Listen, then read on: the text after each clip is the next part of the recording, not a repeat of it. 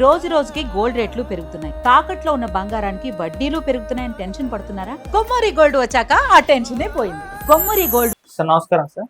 నమస్తే అండి. Sir, Telugu cinema సంగీత ప్రపంచంలో మరొక విషాదం చోటు చేసుకుంది సార్. ప్రముఖ గాయని జమునా రాణి గారు కూడా చనిపోయినట్టుగా వార్త అందింది. ఈ నేపథ్యంలో ఒక్కసారిగా జమునా రాణి గారి సినీ ప్రయాణం గురించి మీ మాటల్లో సార్. సినీ ప్రయాణం కాదు, యాక్చువల్గా ఆవిడ మామూలుగా చిన్నప్పటి నుంచి పాటలు పాడుతూ ఉండేవారు. వాళ్ళ మేనమామ గారు తీసుకెళ్ళి సినిమాలలో పాడించటం అనే కార్యక్రమం. యాక్చువల్గా ఆకాశవాణిలో పాడేది ఆవిడ ప్రారంభం. ఆకాశవాణిలో పాడుతున్న టైంలో ఆ రోజుల్లో ఎలా ఉండేదంటే, సినిమాలలో ఏదైనా ఒక ప్రత్యేకమైన వాయిస్ కావాలంటే ఆకాశవాణి నుంచి తెచ్చుకునేవాళ్ళు మెడ్రాస్లో. వీళ్ళు మెడ్రాస్లోనే ఉన్న తెలుగువారి కుటుంబం. దాంతో ఈ త్యాగయ్య సినిమా తీసేటప్పుడు నాగయ్య గారు దానిలో మధురా నగరిలో చల్లనమ్మబోదు అని ఒక ఇది అంటే ఈయన రాగాన్ని కూచిపూడి వారికి దానం చేసిన సందర్భంగా ఆ రాగంలో స్వరపరిచినటువంటి పాటగా వస్తుంది. కూచిపూడి అగ్రహారానికి ఆయన ఇచ్చేస్తాడు, అది మీరు మాత్రమే చేసుకోండి. అలా ఇచ్చినప్పుడు వచ్చేటువంటి పాట ఈ మధురా నగరిలో చల్లనమ్మబోదు దారి విడుము కృష్ణ కృష్ణ అని. అది ఇద్దరు పాడాలి. ఒక వాయిస్ ఓకే అయింది, రెండో వాయిస్ ఎవరు అనుకుంటూ ఉండగా చిన్నపిల్లల మీద నడపాలి అనుకున్నప్పుడు నాగయ్య గారే మ్యూజిక్ డైరెక్టర్ ఆ సినిమాకి. ఎవరు అనుకుంటూ ఉండగా ఆ రెండో వాయిస్ని మనం ఆకాశవాణి నుంచి తెప్పిద్దామని చెప్పి ఈ అమ్మాయిని తీసుకెళ్ళి పాడించారు. అలా మొదలైంది. ఆ తర్వాత తమిళ్లో పాడింది ఆవిడ. సిఆర్ సుబ్బరామన్ గారు దేవదాస్ సినిమాలో ఒక పాట పాడించారు. అది చిన్నపిల్లలప్పుడు వచ్చేటువంటి పాట. ఓ దేవదా అని ఒక పాట ఉంటుంది. చదువు ఇదేనా అని వాళ్ళిద్దరూ ఒకళ్ళనొకళ్ళు దెప్పి పొడుస్తూ పాడుకునేటువంటి పాట. రాణి అని ఒక సింగర్ ఉండేవారు, ఆవిడ తర్వాత జమునా రాణి గారు వీళ్ళిద్దరూ పాడారు. అలా ఆవిడ నెమ్మదిగా సినిమాల్లోకి నడిచారు, కానీ మెయిన్ స్ట్రీమ్ సింగర్గా ఆవిడ ఎప్పుడూ లేరు. ఆవిడ కొన్ని ప్రత్యేకమైన పాటలే పాడించేవారు ఆవిడతో. మోడర్న్ థియేటర్స్ అని ఒకటి ఉండేది, సుందరం గారు. యాక్చువల్గా అది సేలం కంపెనీ, అక్కడ నుంచి మెడ్రాస్ వచ్చింది. ఆ కంపెనీ వాళ్ళు సింగళీ భాషలో అంటే శ్రీలంక లాంగ్వేజ్లో కూడా సినిమాలు తీసేవాళ్ళు. అంటే అది యాక్చువల్గా ఒక ప్రొడక్షన్ హబ్ లాంటిది. ఆదుర్తి సుబ్బారావు గారు వాళ్ళతో కలిసి ఒక బ్యానర్ పెట్టి బాబు మూవీస్ అని తెలుగులో సినిమాలు తీశాడు. ఆ తీస్తున్న క్రమం ఆ సుందరం గారు, ఆ మోడర్న్ థియేటర్స్ సుందరం గారే సింగళీ వాళ్ళు వచ్చి ఈయనతో కలిసి సినిమాలు తీసేవాళ్ళు. వాళ్ళు పెట్టుబడి పెడతారు, ఈయన ప్రొడక్షన్ ఇతర వ్యవహారాలన్నీ చూసుకుంటాడు. ఆ టైప్లో రికార్డింగ్ అదంతా ఇక్కడే జరిగేది మెడ్రాస్లో. అప్పుడు ఆ సింగళీ లాంగ్వేజ్ ఎవరన్నా పట్టుకుని పాడేస్తే బాగుంటుంది అనుకునేవాళ్ళు. ఈ అమ్మాయికి నేర్పించి పాడించడం మొదలుపెట్టారు. దాదాపు 10 ఏళ్ళు ఆవిడ సింగళీ పాటలన్నీ ఆవిడే పాడేది. ఆ మోడర్న్ థియేటర్స్ నుంచి వెళ్ళే సినిమాలన్నిటికీ ఈవిడే సింగర్. ఆ ప్రాసెస్లోనే కుముదం అని ఒక తమిళ సినిమాలో మహదేవన్ గారి మ్యూజిక్ డైరెక్షన్లో ఆవిడ ఒక పాట పాడారు. అదే మామ మామ అనే పాట. మామ అనేవాళ్ళు మహదేవన్ని. ఆ తర్వాత అదే సినిమాని తెలుగులో రీమేక్ చేశారు. ఏది మంచి మనసులు అని. ఆ మంచి మనసులు సినిమా బాబు మూవీస్లోనే వచ్చింది. ఆ బాబు మూవీస్ కూడా ఆయన భాగస్వామి. ఎవరు? సుందరం గారు. ఆదుర్తి గారి సొంత సినిమా అది. ఆ సినిమాలో ఈ మామ మామ అనే పాట యాజ్ ఇట్ ఈజ్గా వాడారు. అందులో అక్కడ సౌందరరాజన్తో కలిసి పాడారు, ఇక్కడ ఘంటసాల గారితో పాడారు. పాడిన తర్వాత ఆయన మ్యూజిక్ డైరెక్షన్లో కూడా అవకాశాలు ఇచ్చాడు ఈవిడికి. అలా ఆవిడ అంటే ఒక ప్రత్యేకమైన తరహా పాటలు ఉంటే జమునా రాణి గారు కావాలి అని అనుకునేవారు. హస్కీగా ఉండాలి, కొంచెం ఆ శృంగార భావనలు పలకాలి అన్నప్పుడు ఈవిడ్ని పట్టుకొచ్చేవాడు. అలా ఆవిడ చాలా పాటలు, ముఖ్యంగా ఆవిడ వాయిస్‌లో పల్లె సొగసు బాగా పలుకుతుంది. ఉదాహరణకు ఆవిడ 'మూగ మనసులు' సినిమాలో పాడిన 'ముక్కు మీద కోపం నీ ముఖానికే అందం' అని ఒక పాట. అది అందులో ఆ పల్లె సొగసు అనేది ఆవిడ గాత్రంలో ఎలా పలుకుతుందో తెలుస్తుంది. అలా అనేక పాటలు 'చివరికి మిగిలేది' అనే సినిమా, అది యాక్చువల్‌గా బెంగాలీ సినిమా రీమేక్ అది. ఉమ్, బుచ్చిబాబు గారి నవల ఉంది 'చివరికి ఓ, మిగిలేది' అని. బుచ్చిబాబు నవలే తీశారేమో అనుకుంటారు కానీ కాదు. ఇది నవల వేరు, సినిమా వేరు. ఉమ్, టైటిల్ మాత్రమే వాడుకున్నారు.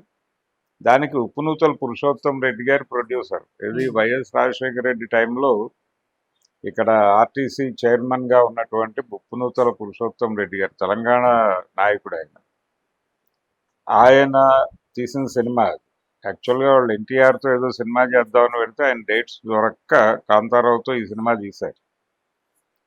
ఈ సినిమాలో మొత్తం పాటలన్నీ మల్లాది వారే రాశారు. ఉమ్, మ్యూజిక్ అశ్వత్థామ గారు. అందులో అందానికి అందం నేనై అని, జీవన మకరందం నేనై అని ఒక పాట చాలా అద్భుతంగా పాడింది. అంటే ఆ ఒక రకంగా ఒక గజల్ పోకడ ఉంటుంది ఆ పాటలో. దాన్ని అర్థం చేసుకుని అలా ఆలపించింది ఆవిడ.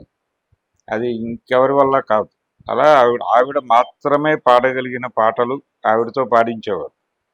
ఆవిడ టైంలోనే ఆ, జిక్కీ గారు, లీల గారు ఉండేవారు మొదట, తొలి దశలో.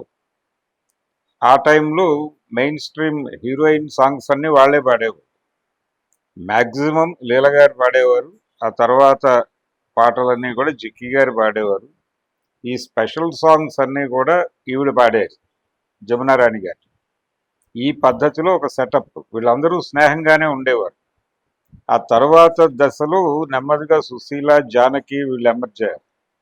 సుశీల గారితో చాలా స్నేహం ఉండేది ఈవిడికి. వాళ్ళిద్దరూ కలిసి చాలా పాటలు పాడారు. జానకి గారితో ఒకటో రెండో పాటలు పాడింది ఈవిడ, అంతే, అంతకు మించి లేదు. ఎక్కువగా మహదేవన్ గారు, అలాగే ఆ, విశ్వనాథన్ రామ్మూర్తి వాళ్ళిద్దరూ కలిసి ఉన్న రోజుల్లోనూ ఈవిడితో పాడించారు. విడిపోయిన తర్వాత ఎంఎస్ విశ్వనాథన్ గారు కూడా ఈవిడ్ని ఎంకరేజ్ చేసేవాడు. ఎల్ఆర్ ఈశ్వరి గారు వచ్చే వరకు ఈవిడ్ని ఎంకరేజ్ చేశాడు ఆయన. ఆ తర్వాత ఎల్ఆర్ ఈశ్వరి దిశగా మళ్ళింది ఆయన రథం. అలా ఆవిడ కలెక్టర్ జానకి అనే సినిమాలో కూడా పాడారు. దాదాపు తెలుగులో ఒక రకంగా అదే చివరి సినిమా ఆవిడది. 70 దశకం చివరిలో వచ్చింది. ఆ పా ఆ టైంలో చాలా స్పెషల్ సాంగ్స్. ఇప్పుడు నాగమల్లి తోటలోన నవ్వింది లేడి పూన అనే ఒక పాట, అది విచిత్రమైన మాడ్యులేషన్లో నడుస్తుంది. ఇలాంటి పాటలు ఆవిడ పాట అనగానే అదొక టిపికల్ సాంగ్ అనేది అర్థం. అలా కలెక్టర్ జానకి తర్వాత మళ్ళీ ఆవిడ తెలుగులో పాడలేదు, ఇతర భాషల్లో పాడేవారు. ఆ తర్వాత బిజీ అయిపోయారు మ్యూజిక్ డైరెక్టర్లు, ఇక్కడ వేరే సింగర్స్ వచ్చేసారు.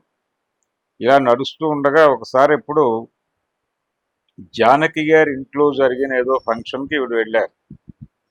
వెళ్ళినప్పుడు అక్కడ ఇళయరాజా గారు కనిపిస్తే ఈవిడే అడిగారు ఆయన, ఏం బాబు మీరు పాత సింగర్స్తో పాడించరా అని. అదేంటంటే నేను పాత సింగర్స్తోనే పాడిస్తున్నాను కదా, సుశీల గారితోనూ పాడిస్తున్నాను, జానకి గారితోనూ పాడిస్తున్నాను, వీళ్ళందరూ ఈ రోజు వచ్చిన వాళ్ళు కాదు, నాతో పాటు వచ్చిన వాళ్ళు కాదు కదా అంటే, మాతో పాడించడం లేదు కదా అన్నట్టు. లేదమ్మా మీతో కూడా పాడిస్తాను, కానీ ఏ పాట మీతో పాడించాలో ఆ పాట ఆ సందర్భం వచ్చినప్పుడు మీకే పిలుపు వస్తుంది నా దగ్గర నుంచి అన్నట్టు ఆయన. ఉమ్, ఆ తర్వాత నాయగన్ సినిమా తీసేటప్పుడు మణిరత్నం గారి నాయకుడు, ఆ సినిమాలో ఆ కథాకాలం కంటే ఓ 25 ఏళ్ల అవతల నడిచేటువంటి ఒక వేశ్యవాటికలో జరిగే ఒక గానా బజానాలో పాట, ఉమ్, అది ఇద్దరు పాడాలి. అప్పుడు సుశీల్ గారిని తీసుకుని ఆ మెయిన్ వెర్షన్కి జమునా రాణిని పిలిచారు. ఓకే. పిలిచి పాడించుకున్నాడు ఆయన, నానవ్వే దీపావళి అని ఆ పాట. అందులో ఆవిడ ప్రత్యేక శైలి కనిపిస్తుంది. ఆవిడ ఆ ముక్తాయింపు ఒకటి విచిత్రంగా ఉంటుంది. ఆ అందం అన్నప్పుడు ఆ క్లోజింగ్ నోటు ఆవిడ కొంచెం భిన్నంగా ఇస్తారు. అదొక అందాన్ని ఇస్తుంది పాటకి. ఆవిడ సంగీతానికి అంకితం అయిపోయారు, మ్యూజిక్కే అంకితం అయిపోయారు. సినిమా పాటలు, లలిత సంగీతము, అలాగే మధ్య మధ్యలో ఎప్పుడైనా స్టేజ్ ప్రోగ్రామ్స్ ఇలా నడిచేది. ఆవిడ పాడతా తీగాకి కూడా గెస్ట్గా వచ్చారు బాలసుబ్రహ్మణ్యం గారి కోరిక మేరకు. అలా అడపాదడప ఆవిడ ఇంటర్వ్యూలు కూడా ధారాళంగానే ఇచ్చారు, చాలా ఛానల్స్కి ఇంటర్వ్యూస్ ఇచ్చారు. ఆ రోజుల్లో మ్యూజిక్ డైరెక్టర్లు వాళ్ళ పోకడలు ఎలా ఉండేవి అవన్నీ చెప్పుకుని ఆవిడ అంటే చాలా సమాచారాన్ని విస్తారంగానే ప్రపంచానికి పంచారు. ఆవిడ మదరు వీణా విద్వాంసురాలు. ఈవిడని అటువైపు ప్రోత్సహించారు, కానీ ఈవిడికి మ్యూజిక్ మీద ఇంట్రెస్ట్ అని తెలుసుకుని ఆవిడని క్లాసికల్లో పెట్టారు. కానీ ఆవిడ క్లాసికల్లో నడవలేదు, ఆవిడకి లలిత సంగీతం మీద ఇంట్రెస్ట్. దాంతో ఈ పాటలు ఈ వ్యవహారంలోకి వచ్చి అలా చిత్తూరు నాగయ్య గారి చేతుల మీదుగా సింగర్ అయ్యి, ఆ తర్వాత మహదేవన్, ఎంఎస్ విశ్వనాథన్ లాంటి మ్యూజిక్ డైరెక్టర్లు కొన్ని ప్రత్యేక పాటలకి కన్నదాసం గారు రిఫర్ చేసేవాడు ఈవిడ్ని. అంటే ఆయన పాటలు రాసినప్పుడు ఆయన ఈవిడని ఊహించుకుని రాసిన పాటలు కూడా ఉన్నాయి తమిళ్లో. ఓకే. ఇది జమునారాణితో పాడించాలి అని ఆయనే ఫిక్స్ అయిపోయి జమునారాణి విరుపుల ప్రకారం ఆ రచన నడిచేది. అలా రాసి మ్యూజిక్ డైరెక్టర్కి చెప్పేవాడు, నేను రాసిన పాటల్లో ఆ పాట జమునారాణితో పాడించు అని చెప్పేవాడు. ఎక్కువ ఆయన ఎంఎస్ విశ్వనాథన్కి పనిచేశాడు, తర్వాత ఇళయరాజాతో నడిచింది చివరి దశ. మ్యాక్సిమం ఎంఎస్ విశ్వనాథన్తోనే నడిచింది. ఆ టైంలో ఆయన చెప్పేవాడు, జమునారాణితో పాడించు రక్తి కడుతుంది. అలాగే మహాదేవన్ గారికి కూడా చెప్పేవాడు. అలా తెలుగులో కూడా కొంతమంది రైటర్లు, పర్టికులర్గా కొసరాజు గారి పాటలు ఇలాంటివి ఏమైనా ఉంటే జమునారాణి వైపు చూసేవారు. ఆవిడ పాడితే దానికి ఆ పల్లె సొగసు అద్దినట్టు అవుతుంది అని. ఆవిడ మెడ్రాస్లో ఉండేవారు, తమిళ్ ఇవన్నీ మాట్లాడేవారు, ఇన్ని భాషల్లోనూ నడిచేది. కానీ ఆవిడకి పెద్దగా పరిచయం లేని ఈ పల్లెటూరి సొగసు ఆవిడ గాత్రంలో ఎలా పలికేది అనేది ఒక విచిత్రం. ఆవిడ అలా ప్రాక్టీస్ చేసి అలాగే పాడి మెప్పించటం. అలాగే ఈ హస్కీ పాటలు, ఈ కొంచెం ఒక మోస్తరు ఆ రోజుల నాటి క్లబ్ సాంగ్స్ ఇలాంటివన్నీ ఆవిడతోనే పాడించేవారు.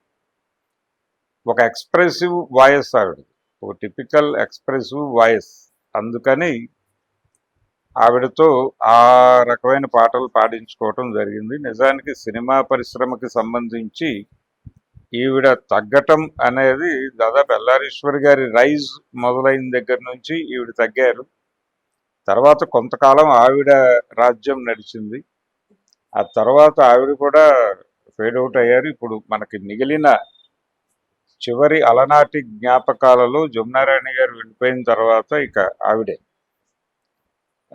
ఏపీ కోమల గారు ఈవిడ తొలి దశలో పాడేవాళ్ళు, కలిసి పాడిన బ్యాచ్లో. తర్వాత సుశీల గారితో అసోసియేషన్ బాగుండేది. లీల గారు ఆవిడ ధోరణి వేరు, ఆవిడ కొంచెం ప్రత్యేకంగా ఉండేది. ఆవిడ జిక్కి గారితో కూడా ఈవిడికి మంచి అనుబంధమే ఉండేది. ఏం రాజా గారితో కూడా చాలా పాటలు పాడింది ఈవిడ, తమిళ్లోను తెలుగులోను కూడా. అటువంటి అంటే సాహిత్యానికి పెద్దపీట వేసి సంగీత పరిధిని గుర్తెరిగి సాహిత్యంలో ఏ భావాన్ని అయితే ఆ కవి గారు చెప్పాడో ఆ భావం తన గాత్రంలో పలికేలాగా చూసుకుని, అంటే ఒక రకంగా గాత్రంతో నటించటమే ప్లేబ్యాక్ సింగర్ చేయవలసిన పని. అది ఎవరైతే చేయగలుగుతారో వాళ్ళే ప్లేబ్యాక్ సింగర్గా సక్సెస్ అవుతారు.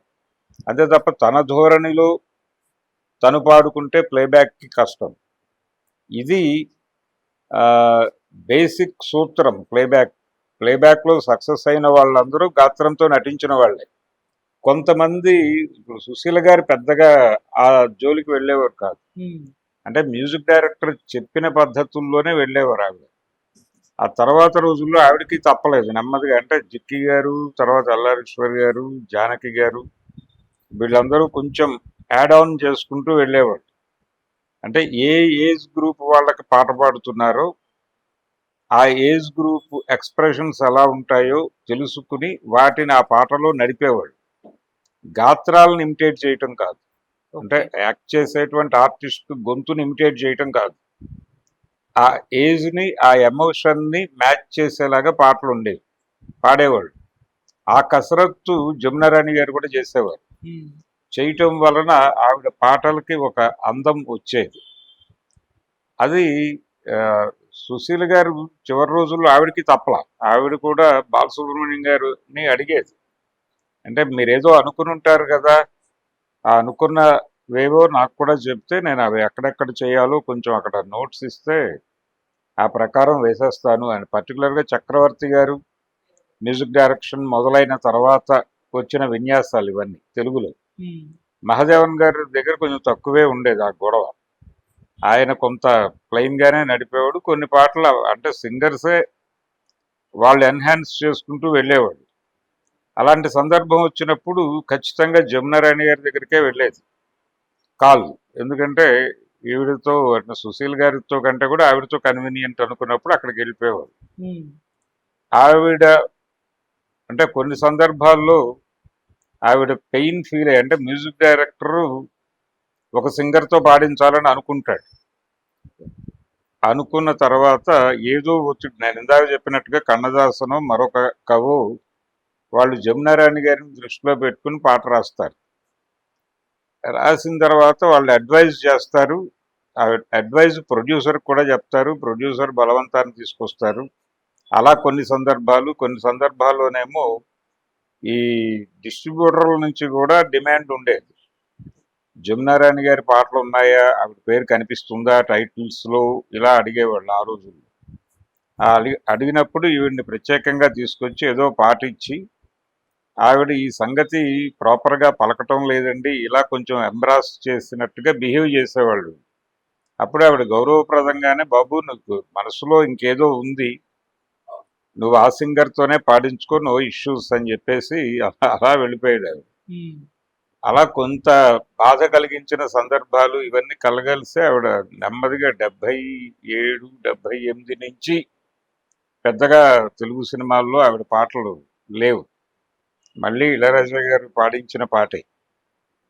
అందుకని ఆవిడ ఒక ప్రత్యేక శైలి, ప్రత్యేక బాణి, ప్రత్యేక గాత్రం, యూనిక్ అంటారు కదా, యూనిక్ సింగర్ ఆవిడ.